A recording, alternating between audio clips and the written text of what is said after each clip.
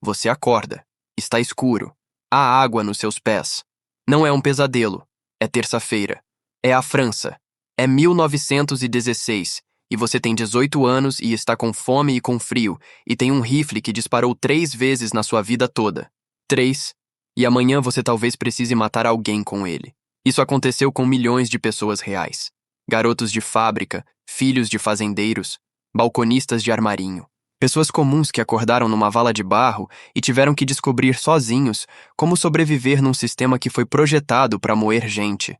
E o que ninguém te conta é o seguinte: a experiência de um soldado raso e a experiência de um general eram tão diferentes que eles poderiam estar em guerras completamente distintas, no mesmo campo de batalha, ao mesmo tempo.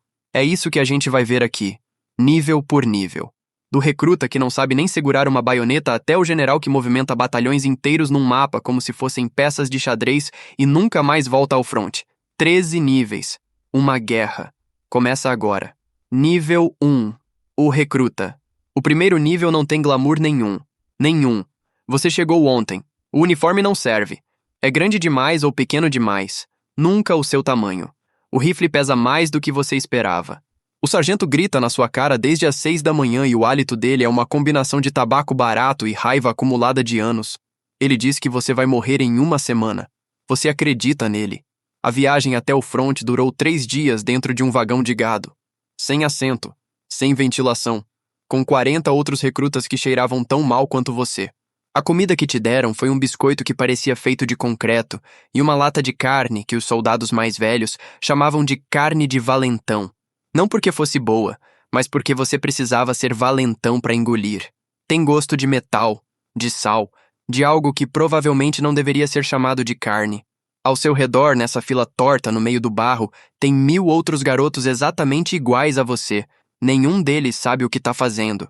O fazendeiro do interior, o estudante de direito que largou a faculdade, o cara que trabalhava no balcão de uma loja de tecidos, todos iguais agora. Todos vestindo o mesmo uniforme que não serve. Todos com o mesmo medo que ninguém consegue nomear direito. Isso é o nível 1. Você ainda não chegou nas trincheiras. Isso vai parecer bom quando você chegar. Nível 2. O soldado raso. Agora você chegou. As trincheiras não se parecem com nada do que você imaginou. São um sistema de valas com 15 centímetros de água gelada no fundo que nunca seca, porque chove sempre, ou porque o solo não drena, ou porque simplesmente esse é o estado natural desse lugar. Úmido, frio, fedorento.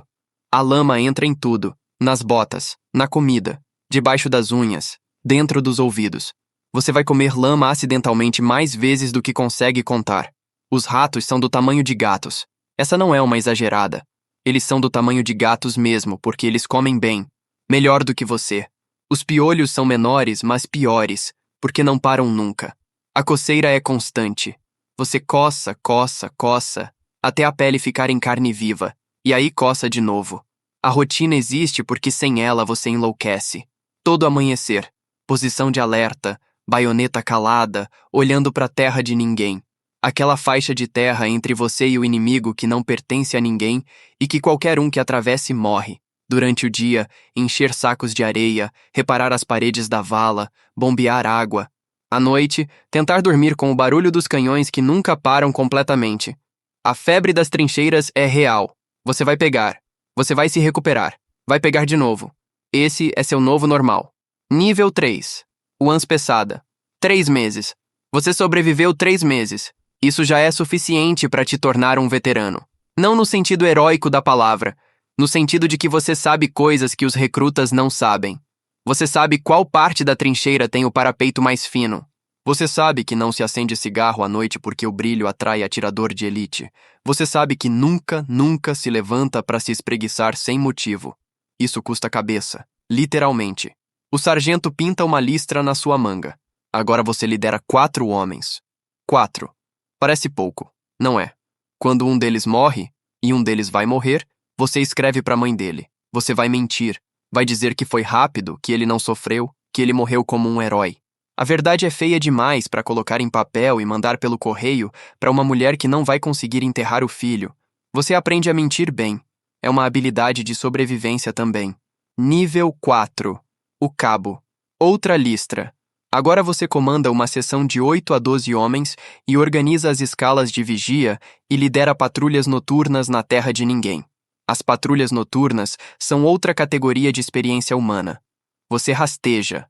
O arame farpado está em todo lugar e qualquer barulho pode ser sua última coisa. Você aprende a respirar diferente, devagar, controlado, quase sem movimento do peito. Você aprende a sentir o chão com as mãos antes de colocar o peso. Em algum momento, você mata um homem de perto. Ele é um soldado alemão de 19 anos preso no arame. Tão assustado quanto você. Você usa a baioneta porque um tiro faz barulho e o barulho traz mais problema. Não é como no treinamento.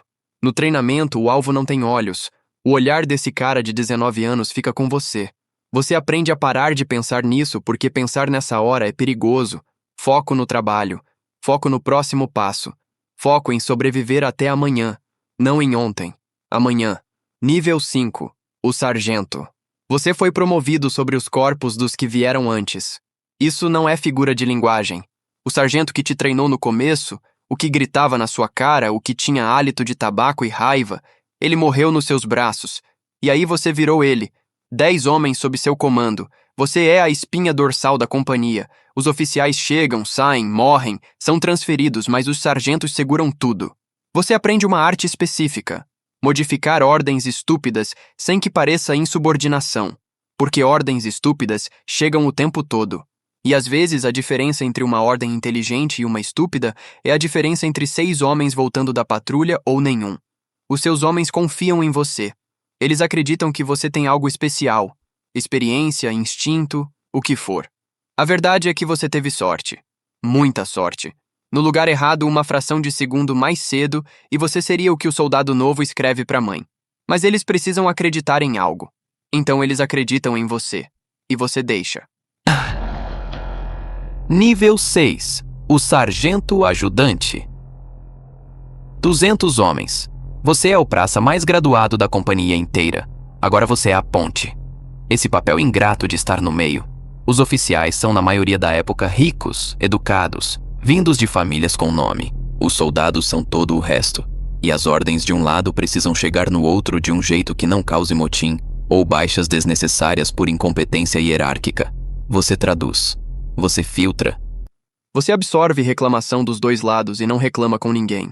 Quando o correio chega, você entrega as cartas pessoalmente. Carta de casa. Às vezes carta avisando que alguém da família morreu enquanto o soldado estava aqui. Você entrega isso olhando nos olhos da pessoa. Você carrega o peso emocional de 200 homens e não pode deixar aparecer, porque se o sargento ajudante desmorona, tudo desmorona. Nível 7. O segundo tenente. Esse é o nível mais perigoso de todos. Não em termos de poder, em termos de sobrevivência mesmo. 6 semanas de treinamento, uma estrela no ombro, 40 homens sob seu comando e expectativa de vida de 6 semanas. Os atiradores de elite alemães caçam oficiais. É estratégia deliberada. Matar a liderança desorganiza o ataque. Então você aprende rápido a pintar os botões de latão do uniforme com tinta escura para não brilhar, a carregar um rifle em vez de pistola para não parecer oficial de longe, a não ficar em pé quando os outros se abaixam. O ajuste social é estranho. Seus antigos pares agora te saúdam. Ontem você era igual a eles. Hoje eles batem continência. Quando o apito soa para avançar, você é o primeiro a subir a escada da trincheira. Primeiro. Não porque você queira. Porque é o protocolo. Porque os homens precisam ver o oficial subir primeiro para eles subirem atrás. Você sobe. Nível 8. O primeiro tenente. 6 meses como oficial.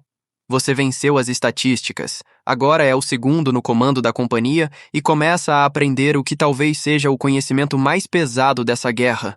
O cálculo. Vale a pena sacrificar uma patrulha de 8 homens para conseguir informação sobre a posição inimiga? Às vezes sim, às vezes não.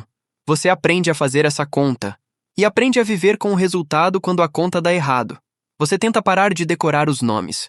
Porque quando você sabe o nome, quando sabe que aquele ali tem uma noiva em Lyon e que aquele outro quer ser professor de matemática depois da guerra, quando você sabe isso, a perda tem um peso diferente. Você tenta não saber, mas você ainda é humano. Esse é o problema. Nível 9. O capitão. 200 homens no papel. 150 na prática, porque as perdas nunca param de chegar. Você aprende logística de um jeito que nenhuma escola ensina. Aprende que água limpa é mais importante do que munição em certas situações. Aprende a subornar o intendente para garantir suprimento antes que o suprimento acabe. Aprende que a burocracia militar pode matar tanto quanto o inimigo se você deixar. Toda semana você escreve cartas de condolências. Toda semana você mente. Seu filho morreu sem sofrimento. Sua coragem foi exemplar até o fim. Foi rápido. As mentiras são mais gentis. Você já sabe disso faz tempo. Nível 10. O Major. Você foi promovido para o Estado-Maior do batalhão. Menos tempo nas trincheiras. Mais tempo em bunker estudando mapa. Você odeia. Nas trincheiras o inimigo estava na sua frente. Você sabia de onde vinha o perigo. Aqui o perigo são coronéis procurando bode expiatório depois de uma operação que deu errado, são decisões tomadas quilômetros atrás por pessoas que não viram lama nos últimos 6 meses, é a política interna que mata plano antes de ele chegar ao campo. A guerra virou processo industrial. Você virou técnico. O que você tinha de soldado ficou para trás em alguma trincheira que você não lembra mais o nome. Nível 11. O Tenente Coronel. 800 homens. Ordens que chegam de generais que moram em castelos. Castelos de verdade, com aquecimento e refeições quentes e camas. Você segue ordens impossíveis porque recusar significa corte marcial. Você tenta modificar o que pode nas margens, mudar o horário aqui, ajustar a rota ali, para salvar o que for possível salvar dentro do que foi determinado lá em cima por alguém que não vai sentir a consequência. 40% de baixas no seu batalhão.